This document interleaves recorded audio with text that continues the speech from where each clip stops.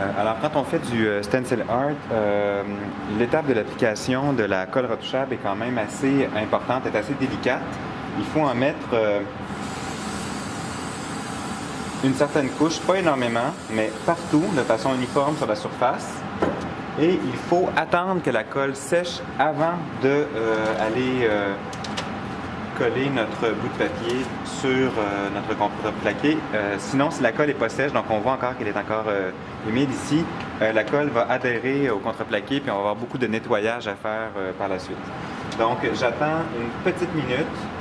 Je m'assure que mon film de colle là, cesse d'être brillant partout et à ce moment-là, je vais pouvoir le transférer. De toute manière, la colle retouchable comme ça reste collant pendant des jours et des jours, donc on peut enlever et remettre notre feuille de papier pas mal à volonté. Donc ça fait maintenant à peu près 5 minutes que j'ai appliqué la colle. On voit sans doute pas à l'écran, mais il n'y a plus de lustre brillant sur la colle, donc je peux maintenant transférer mon image sans crainte sur mon morceau de contreplaqué. Ici c'est juste un test.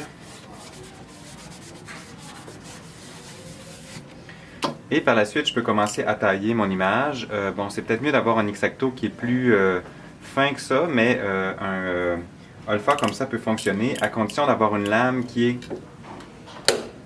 très coupante. Donc, je peux casser ma lame comme ça tout simplement en déposant l'X-Acto face contre sol et en forçant sur la table. Donc, la lame casse là, aux intersections où elle est faite pour pouvoir casser.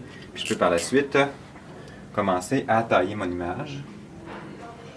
Donc l'intérêt d'avoir une lame qui est très coupante, c'est pour pas faire d'encoche dans mon papier. À ce moment-là, j'ai très peu de pression à mettre dessus.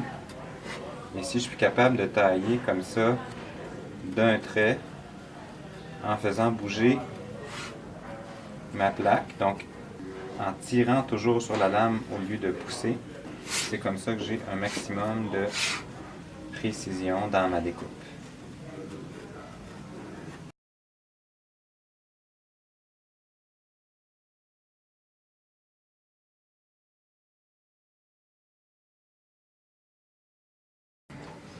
Et voilà, donc j'ai terminé de découper le lièvre.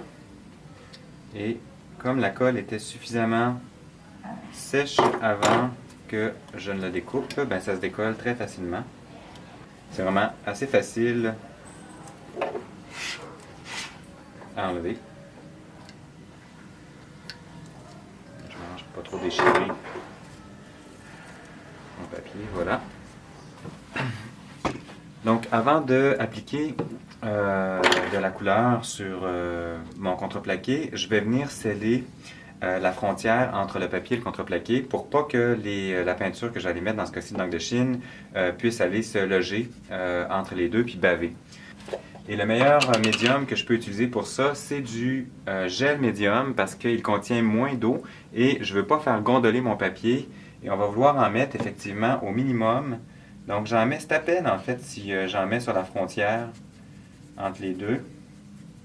Et j'en mets très peu. Tout ce que je veux, c'est venir sceller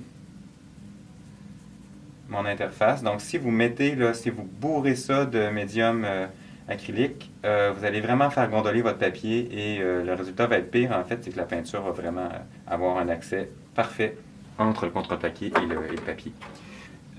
Et un autre intérêt de travailler avec des pochoirs, c'est de pouvoir travailler de façon relativement gestuelle tout en ayant des contours qui restent très précis.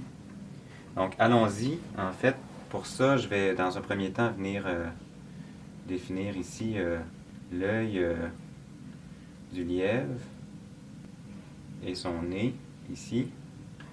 Et je vais m'amuser à travailler de façon relativement gestuelle.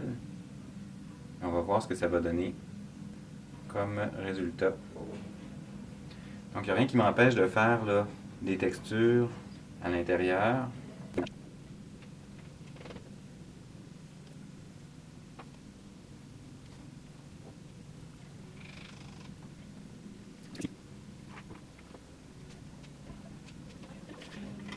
Et par la suite, lorsque je retire mon papier, j'ai réalisé un dessin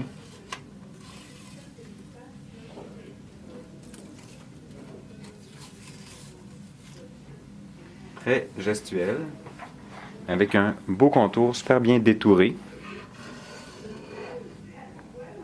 ce qui donne une image quand même assez intrigante parce qu'elle ne peut pas être réalisée d'aucune autre manière que comme ça.